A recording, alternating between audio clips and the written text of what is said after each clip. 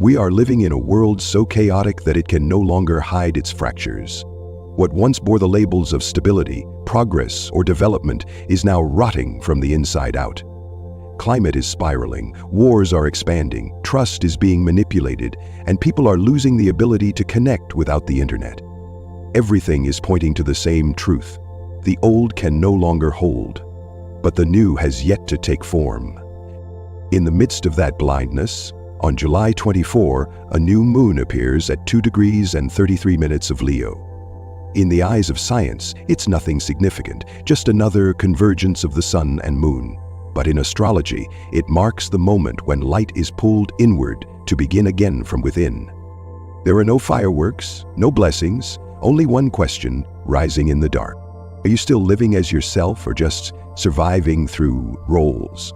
Leo is not the spotlight's glamour, it is the origin of an honest light, one that does not wait for recognition but demands to live.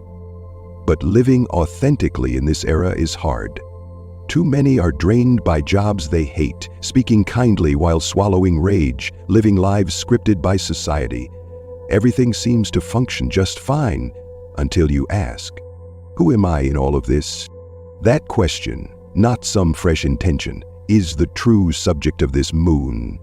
If any planet on the celestial map dares to ask that question, it is Leo. It doesn't care how many followers you have, whether you're liked or if you've played the role of the good person long enough. It asks only one thing: where is your real light? And if your answer is silence, that already is an answer. This Leo new moon is like a compressed pause, not for poetic beauty, but because the system has grown too loud. You no longer hear yourself, you no longer remember what last made your heart race, and if you don't stop to listen, no one else will do it for you. Rick Levine once said, "Astrology doesn't teach you how to hope. It teaches you how to read yourself under a sky that's shifting." And at this point, shift is no longer a choice. It is a forced reality. What's false is falling away. What felt safe is becoming unstable. Those who cling to old scripts will be swept into an ending they didn't write. It's no coincidence that the new moon lands at the beginning of Leo, the exact point of re-identification. There is no more space for halfway living. Either you live as yourself, or you let society assign you a format and live and die by that format. That's why this moon doesn't arrive with a whisper. It is a line in the sand, a beginning that's not gentle. And from here, we step into the next part.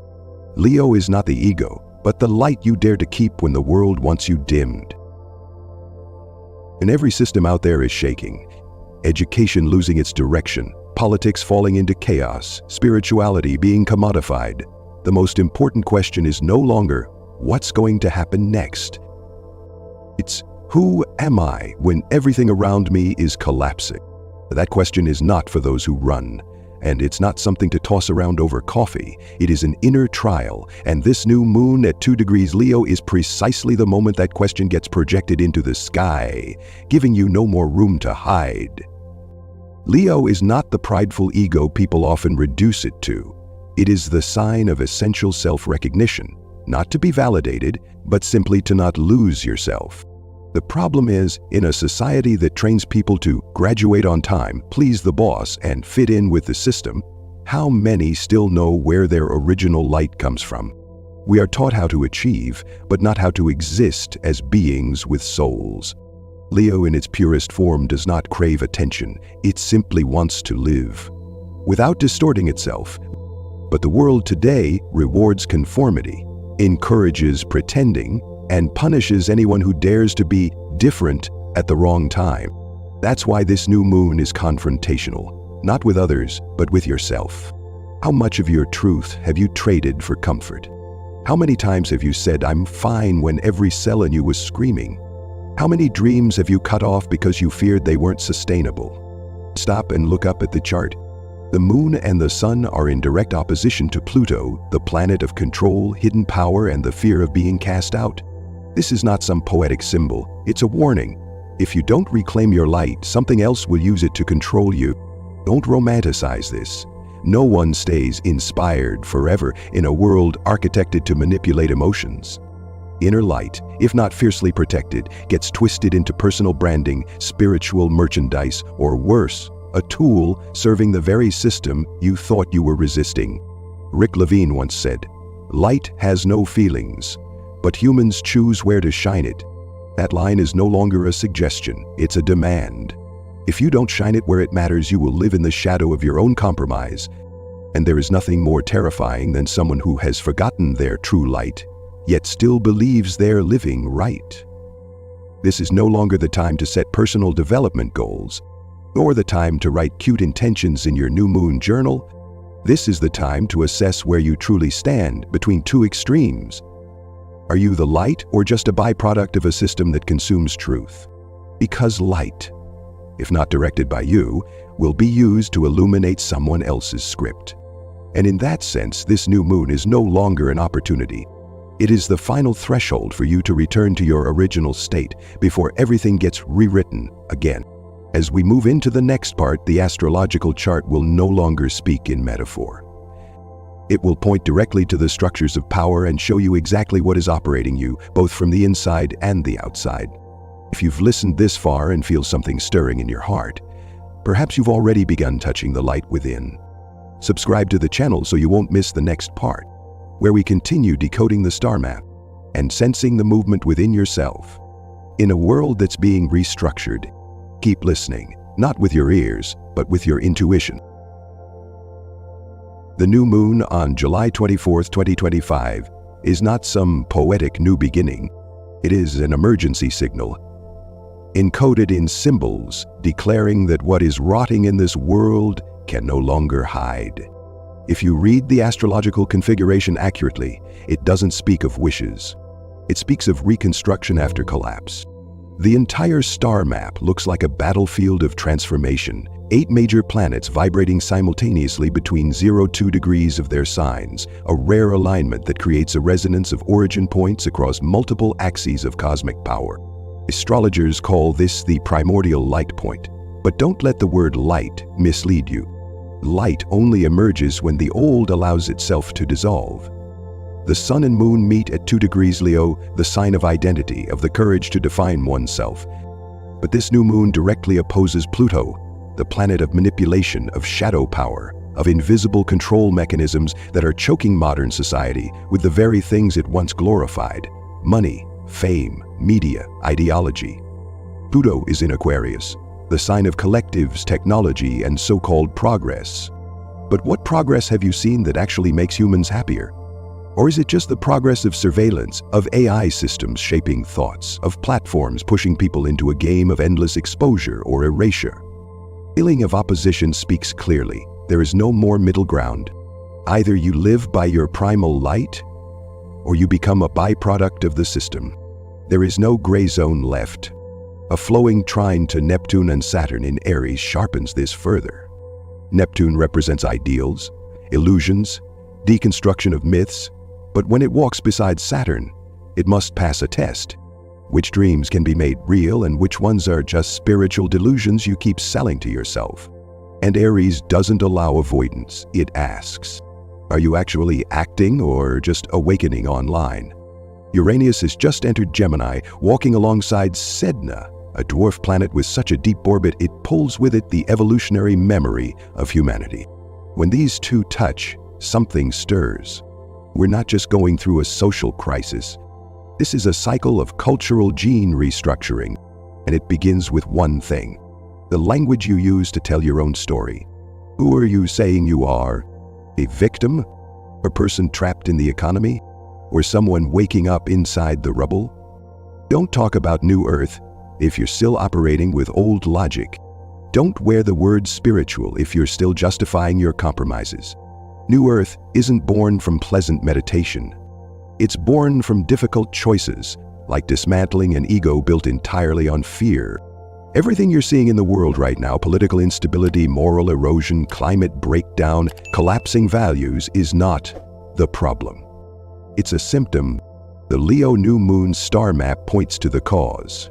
A collective society that for too long has traded in its real heart for the ability to survive within a false system.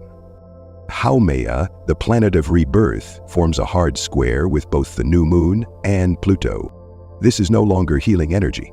This is the contraction of labor. where the old must be pushed out for the new to arrive. And what birth doesn't bleed?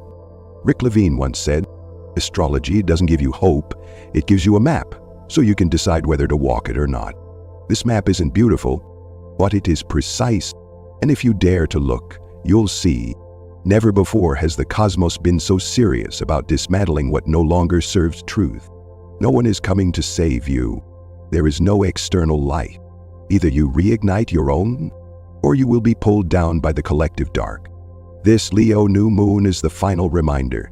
If you still want to live as a human with a heart, then now is the time to choose." The concept of New Earth has been widely circulated in spiritual communities in recent years. But most people misunderstand it.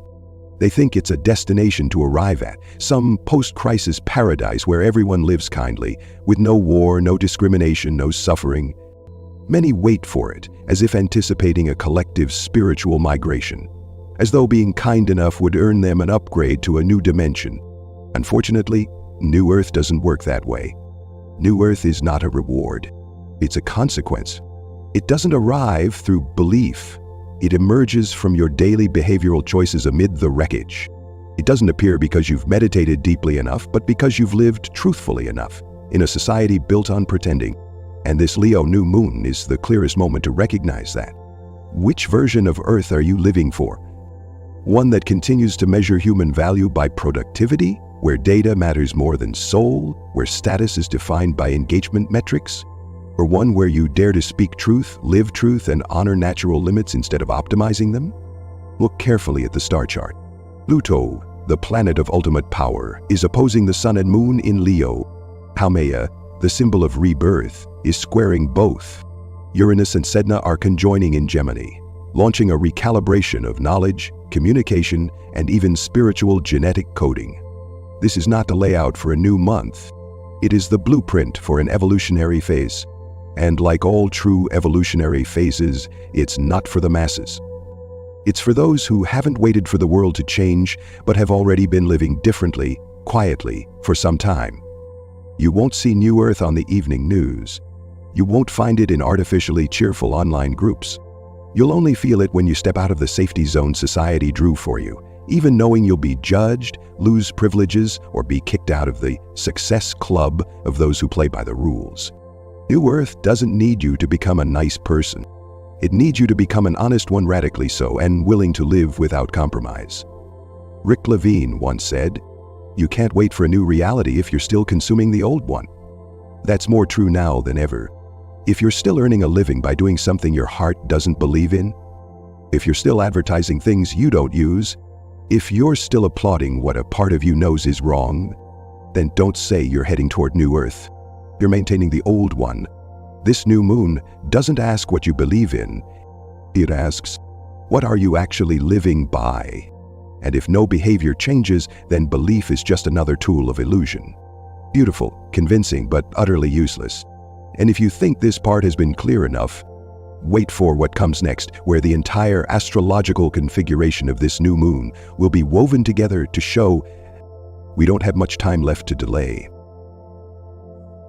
No meditation needed, no essential oils, no journal for writing down your intentions.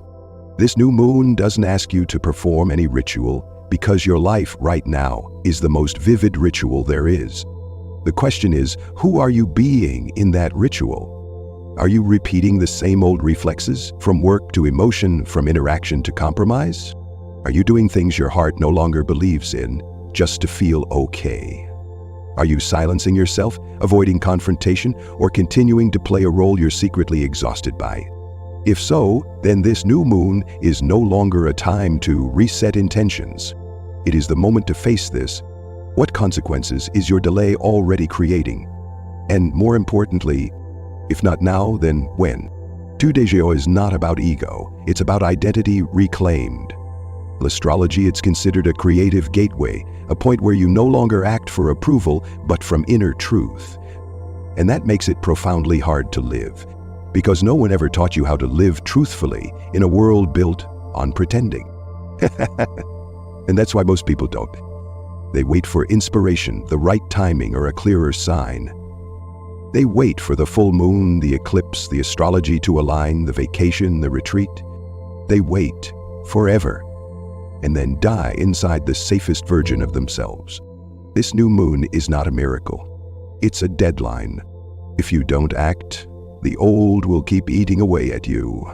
If you don't choose to live, the system will live for you, using every algorithm it's already installed. Rick Levine once emphasized, "We don't study astrology to know the future. We study it to understand why we ourselves are the future." And that only becomes true once you begin living as an agent of change. It's not a victim of circumstance. So, the most sacred ritual under this moon is a silent act. It's the email you don't send because your heart said no. It's the sentence you stop midway, realizing it's not true. It's the decision to cut off a relationship driven by fear. It's choosing a simpler, more honest life, even if it costs you what you used to cling to. There will be no bell ringing to tell you you're ready. There is only one question left to ask. Is my heart reflecting the moonlight, or just pretending to glow so I can survive? Because if the answer is pretending, this moon is not for you. But if the answer is, I don't know yet, but I'm willing to begin again, then this is the moment, not to change the world, but to stop letting it change you in ways you can no longer control. If any part of this message made you pause and reflect, it's not a coincidence. This is the moment to step out of the replica and return to the person you truly are. Share in the comments what's challenging you the most right now in living your truth. And don't forget to subscribe if you want to stay with this journey, where astrology isn't just a map, but a mirror that reflects the truth.